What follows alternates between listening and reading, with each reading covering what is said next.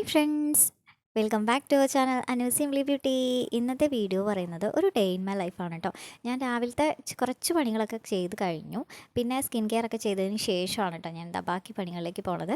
രാവിലെ ഞാൻ കഴിച്ചത് ഉരുളക്കിഴങ്ങും ഉള്ളിയും കൂടെ ആയിട്ടൊരു ബാജി പോലെ വെച്ചാണ് കേട്ടോ. പിന്നെ നൂലിപ്പിട്ടായിരുന്നു, അതായത് നൂലപ്പായിരുന്നു. പിന്നെ ചോറ് ഞാൻ എണീറ്റ പാടെ ആക്കി വെച്ചായിരുന്നു.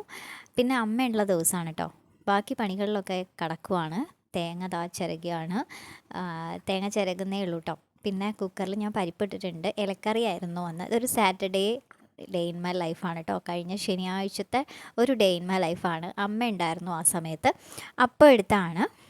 അപ്പോൾ ഞാൻ ഒരു തേങ്ങ വെട്ടിയിട്ടുണ്ടെങ്കിൽ ഞാൻ മൊത്തം ചിരകി വെക്കും കേട്ടോ. എന്നിട്ട് അത് ഫ്രീസറിൽ വെക്കുകയാണ് ചെയ്യാറ്, ഒരു ചോറ് പാത്രത്തിലാക്കിയിട്ട്. അങ്ങനെ ആകുമ്പോൾ നമുക്ക് വേണ്ടപ്പോൾ ഒക്കെ എടുക്കാൻ പറ്റും. രാവിലെ നമ്മൾ പുറത്തെടുത്ത് വെക്കുക, എന്നിട്ട് അത് തണുപ്പ് വിട്ടതിന് ശേഷം ആ തേങ്ങയിൽ നിന്ന് കുറച്ചെടുക്കുക, എന്നിട്ട് അരയ്ക്കുക. അങ്ങനെയാണ് ഞാൻ ചെയ്യാറുള്ളത്. ഓക്കെ, അപ്പോൾ ഇതാ മിക്സിയുടെ ജാർ എടുത്തിട്ട് ഞാൻ തേങ്ങ കുറച്ച് അതിലേക്ക് ഇട്ട് കൊടുക്കുന്നുണ്ട്. അതിൻ്റെ കൂടെ ഞാൻ ജീരകം കൂടെ കുറച്ചിട്ടിട്ടുണ്ട് കേട്ടോ. അതിലേക്ക് ഇച്ചിരി ജീരകം കൂടെ ഇട്ടിട്ടാണ് ഞാൻ അരച്ചെടുക്കുന്നത്. പിന്നെ അടിയിൽ കുറച്ച് അറകളൊക്കെ ഉണ്ട്. കിച്ചൺ ആണിത്, എൻ്റെ കിച്ചണാണ്. ഓക്കെ, പിന്നെ 2 പൈപ്പുണ്ട്. ഒന്ന് നമുക്ക് കുടിക്കാനുള്ള വെള്ളം എടുക്കാം, അത് നമുക്ക് മോട്ടർ ഇടുന്ന സമയത്ത് മാത്രമേ കിട്ടത്തുള്ളൂ. അങ്ങനെ ഞാൻ ബാക്കിയുള്ള തേങ്ങ ഒരു ചോറ്റും പാത്രത്തിൽ എടുത്ത് വയ്ക്കുന്നുണ്ട്. എന്നിട്ട് നമുക്ക് അടച്ചു വെക്കാം, എന്നിട്ട് ഫ്രീസറിൽ വെക്കാൻ വേണ്ടിയിട്ടാണ് കേട്ടോ. ഓക്കെ, അങ്ങനെ ഞാൻ ബാക്കിയുള്ള ആ ഒരു പാത്രം കഴുകി വയ്ക്കുന്നുണ്ട്. ഓക്കെ, പിന്നെ നമുക്ക് ഇനി ഈ ഒരു അരയ്ക്കാനെടുത്ത തേങ്ങയിലേക്ക് കുറച്ച് ജീരകം കൂടെ ആഡ് ചെയ്യാം കേട്ടോ. ഞാൻ ഇച്ചിരി ജീരകം കൂടെ ഇട്ട് കൊടുക്കുന്നുണ്ട്.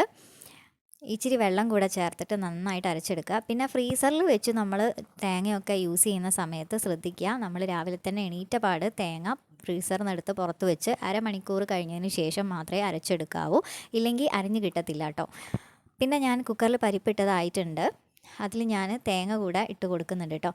ഞങ്ങൾ ചീരക്കറി വെക്കുമ്പോൾ, അതായത് മുരിങ്ങയില കറി വെക്കുന്ന സമയത്ത് തേങ്ങയും അതുപോലെ പരിപ്പും ഒക്കെ ഇട്ട് നന്നായിട്ട് തിളച്ചതിന് ശേഷം ഇല ഇട്ട് കൊടുക്കാറാണ്.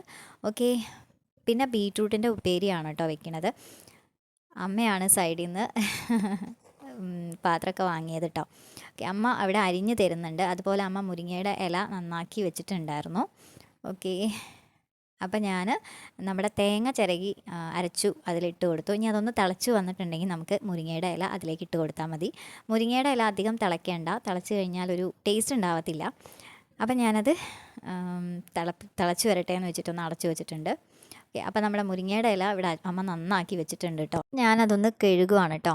അതിനിടയിലാണ് ഹസ്ബൻഡിൻ്റെ ഏട്ടൻ്റെ വൈഫ് രമ്യേച്ചി അവിടെ വന്നത് കേട്ടോ. അങ്ങനെ അവരുമായിട്ട് കുറച്ച് നേരം വർത്തമാനം പറഞ്ഞു. അതാണ് നിങ്ങൾ ഈ വർത്തമാനം പറയണത് കാണുന്നത്.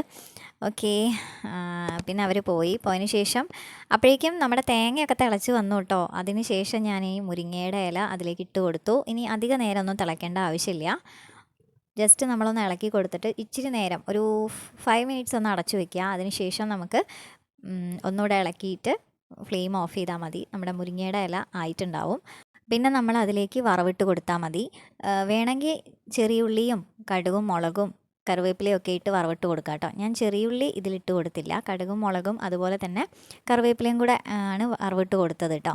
പിന്നെ അതിനിടയ്ക്ക് അമ്മ ബീറ്റ്റൂട്ട് ഇവിടെ കുഞ്ഞ് പീസായിട്ട് റെഡിയാക്കി തന്നായിരുന്നു. ഇത് ഞാൻ ചോപ്പറിലിട്ടിട്ടാണ് ഒന്നുകൂടെ ഉപ്പേരിക്ക് പാകമാക്കി എടുക്കുന്നത്. ചോപ്പർ ഞാൻ മീഷോന്ന് മേടിച്ചതാണ്. അതിൻ്റെ ലിങ്കൊക്കെ ഞാൻ ഓൾറെഡി കൊടുത്തിട്ടുണ്ട് കേട്ടോ. വിഷ് ലിങ്കിൽ വാങ്ങണം എന്നുള്ളവർക്ക് മേടിക്കാം. നല്ലൊരു സാധനമാണ് ഈ ചോപ്പർ, എനിക്ക് ഒത്തിരി ഇഷ്ടപ്പെട്ടു. നമുക്ക് പെട്ടെന്ന് ഉപ്പേരിയും അതുപോലെ കോഴിമുട്ടയ്ക്കൊക്കെ നമ്മൾ ഉള്ളിയൊക്കെ ആക്കണം എന്നുണ്ടെങ്കിൽ അതിലിട്ട് കൊടുത്താൽ മതി. അപ്പം ഞാനിതാ വറവിട്ട് കൊടുക്കുന്നതാണ് നിങ്ങൾ കാണുന്നത് കേട്ടോ.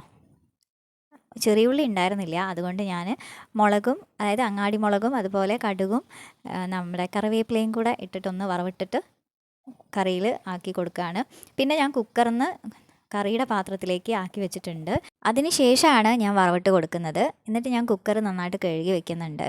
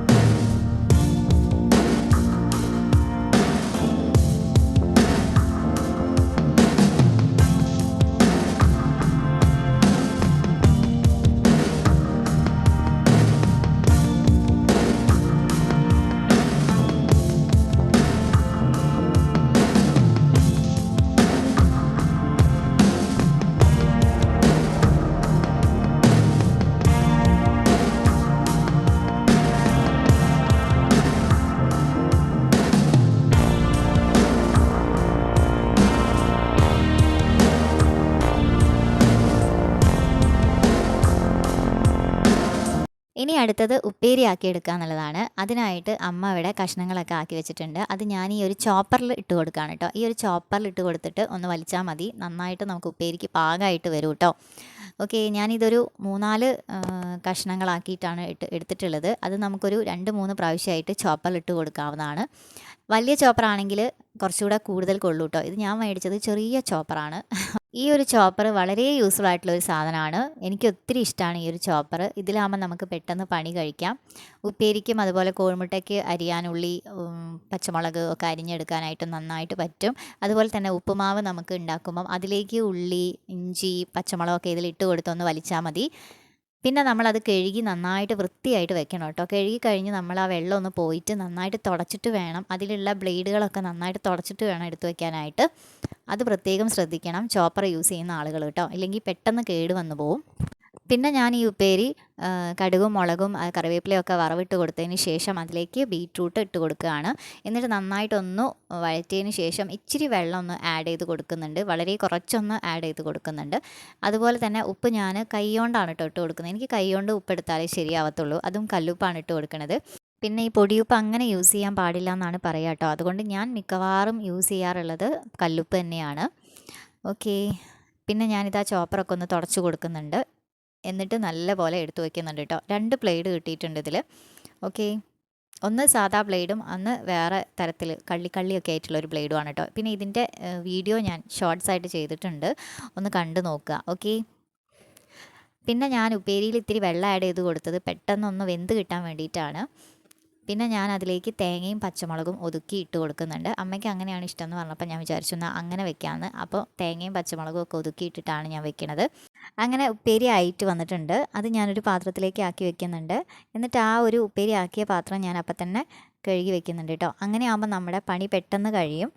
അതുകൊണ്ടാണ് ഞാൻ അപ്പം ചെയ്യുന്നത് കേട്ടോ. എനിക്ക് അപ്പം നമ്മുടെ പണി കഴിക്കുക എന്നുള്ളതാണ്. എന്തെങ്കിലും വെച്ച് കഴിഞ്ഞാൽ ഞാൻ ആ പാത്രം ഒഴിച്ചിട്ട് നന്നായിട്ട് ക്ലീൻ ചെയ്ത് വെക്കും. അങ്ങനെയാകുമ്പോൾ നമുക്ക് ഓവർ പാത്രം കഴുകിയെടുക്കാൻ ഉണ്ടാവില്ല. പിന്നെ അടുക്കള, അതായത് കിച്ചൺ നന്നായിട്ടൊന്ന് ക്ലീൻ ചെയ്യുന്നുണ്ട്.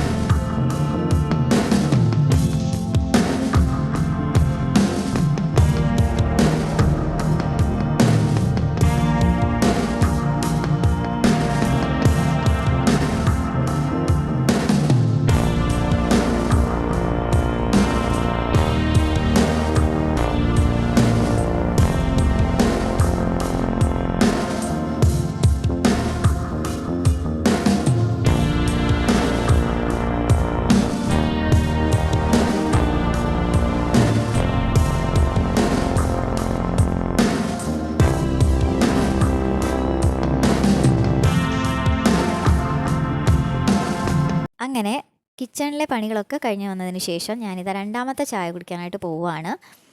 ആദ്യം ഞാൻ ബ്രേക്ക്ഫാസ്റ്റ് ഉണ്ടാക്കി കഴിഞ്ഞാൽ അപ്പോൾ ഒന്ന് കഴിക്കും. മോന് പോകാനുണ്ടെങ്കിൽ മോൻ്റെ കൂടെ 8:30 ആകുമ്പം കഴിക്കും. അതിന് ശേഷം മോനെ കൊണ്ടാക്കി വന്നതിന് ശേഷം കഴിക്കാറുണ്ട് കേട്ടോ. ഒരു 11 മണിക്കായതിന് ശേഷം കഴിക്കാറുണ്ട്. ഇത് ഞാൻ കിച്ചണിലെ പണികളൊക്കെ കഴിഞ്ഞ് വന്നതിന് ശേഷം നല്ല വിശപ്പുണ്ടായിരുന്നു എനിക്ക്. അങ്ങനെ ഞാനിതാ കഴിക്കുകയാണ്. നൂലപ്പവും കറിയും അതുപോലെ ചായയും കുടിക്കുന്നുണ്ട്. അമ്മ പഴം കഴിച്ചു, ചായയും കുടിച്ചു. അമ്മയ്ക്കിത് വേണ്ടാന്ന് പറഞ്ഞു, അമ്മ രാവിലെ കഴിച്ചുകൊണ്ട്. അങ്ങനെ ആ ഒരു ക്ഷീണമൊക്കെ ഉണ്ടായിരുന്നു. അതിൻ്റെ ആ ഒരു ഇതിൽ വിശപ്പും ഉണ്ടാവുകൊണ്ട് ഞാൻ അങ്ങനെ കഴിച്ചു കേട്ടോ. പിന്നെ ഞാൻ പൊതുവേ ഇങ്ങനെ 2 ചായ കുടിക്കുന്ന ആളാണ് കേട്ടോ. എന്നെപ്പോലെയുള്ള ആളുകളുണ്ടെങ്കിൽ ഒന്ന് കമൻറ്റ് ചെയ്യുക കേട്ടോ. എന്നെപ്പോലെ ഇങ്ങനെ 2 തവണയായിട്ട് ബ്രേക്ക്ഫാസ്റ്റ് കഴിക്കുന്ന ആളുകളുണ്ടെങ്കിൽ ഒന്ന് കമൻറ്റ് ചെയ്യുക. അതിനുശേഷം ഞാൻ ഹസ് വന്നാൽ ഹസ്സിന് ചായ കുടിക്കാൻ വേണ്ടി പാത്രമൊക്കെ എടുത്തു വെച്ചു. എന്നിട്ട് അവിടെ കുറച്ച് നേരം സോഫയിൽ അങ്ങനെ ഇരുന്നു കേട്ടോ. ഞാനും അമ്മയും കൂടെ കുറച്ച് കൊച്ചു വർത്താനൊക്കെ പറഞ്ഞിരുന്നു. ശേഷം ഞാൻ കുളിക്കാൻ വേണ്ടി പോയി. അമ്മ നേരത്തെ ഇതിനിടയിൽ ഞാൻ പാചകം ചെയ്യുന്ന ആ ഒരു സമയത്ത് പോയിട്ട് അമ്മ കുളിച്ച് വന്നായിരുന്നു. അപ്പം ഞാൻ കുളിക്കാൻ വേണ്ടി പോവുകയാണ്. ഞാൻ വീട്ടിൽ തന്നെ ഉണ്ടാക്കിയ ഓയിൽ വെച്ചിട്ടാണ് ഇപ്പം, അതുകൊണ്ട് മുടി കൊഴിച്ചിൽ നന്നായിട്ട് കുറവുണ്ട് കേട്ടോ. ആ ഒരു ഓയിലാണ് ഞാൻ തേക്കുന്നത്. അതിൻ്റെ വീഡിയോ ഞാൻ അപ്ലോഡ് ചെയ്തിട്ടുണ്ട്, കാണാത്തവരൊന്ന് കണ്ടു നോക്കാം കേട്ടോ.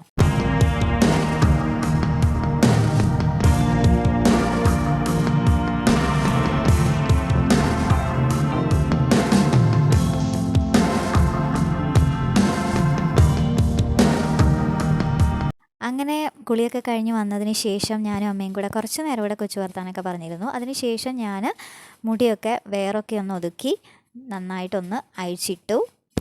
ഞാനിങ്ങനെ കെട്ടി വെക്കാറില്ല കേട്ടോ. കുളി കഴിഞ്ഞ പാട് ഞാനിങ്ങനെ അഴിച്ചിടുകയാണ് ചെയ്യാറുള്ളത്. പിന്നെ ഞാൻ മോയ്സ്ചറൈസർ ഇട്ട് കൊടുത്തു. ബേബി ക്രീമാണ് ഞാൻ മോയ്സ്ചറൈസറായിട്ട് യൂസ് ചെയ്തത് കേട്ടോ. പിന്നെ ഞാൻ ഐലൈനർ യൂസ് ചെയ്തിട്ട് ഒന്ന് കണ്ണെഴുതി കൊടുത്തു. അതിനുശേഷം ഞാൻ ലിപ് ബാം കൂടെ യൂസ് ചെയ്തിട്ടുണ്ട് കേട്ടോ. സ്കിൻ കെയർ അത്രയും ഇമ്പോർട്ടൻ്റ് ആണ് എനിക്ക്. എത്ര വയ്യാതിരുന്നാലും ഞാൻ സ്കിൻ കെയർ മറക്കാറില്ല. ഗുഡ് വൈബ്സിൻ്റെ ലിപ് ബാമാണ് ഇട്ട് കൊടുത്തത്.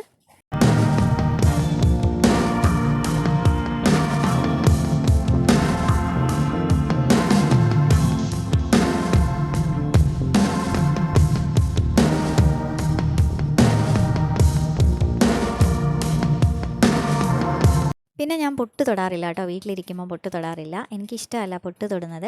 അപ്പോൾ ഇത്രയാണ് എൻ്റെ കുട്ടി സ്കിൻ കെയർ. ഇഷ്ടമായോ എന്നുള്ളത് നിങ്ങൾ കമൻറ്റ് ചെയ്യുക. അങ്ങനെ ഉച്ചയായി. ഉച്ചക്കത്തെ ലഞ്ചാണ് കേട്ടോ ഇത്. ഇലക്കറിയും ബീറ്റ്റൂട്ട് ഉപ്പേരിയും കടുമാങ്ങ അച്ചാറും പപ്പടം ഉണ്ടായിരുന്നു. അങ്ങനെ ഫുഡൊക്കെ കഴിച്ച് ഞങ്ങൾ കുറച്ച് നേരം വിശ്രമിക്കാനായിട്ട് ഇരുന്നു കേട്ടോ. അമ്മ കുറച്ച് കഴിഞ്ഞപ്പം കിടക്കാനായിട്ട് പോയി. ഞാൻ കുറച്ച് നേരം അങ്ങനെ ഇരുന്നു. അപ്പോൾ ഇങ്ങനെയൊക്കെയാണ് എൻ്റെ ഒരു ഡേ ഇൻ മൈ ലൈഫ് എന്ന് പറയാനുള്ളത് കേട്ടോ.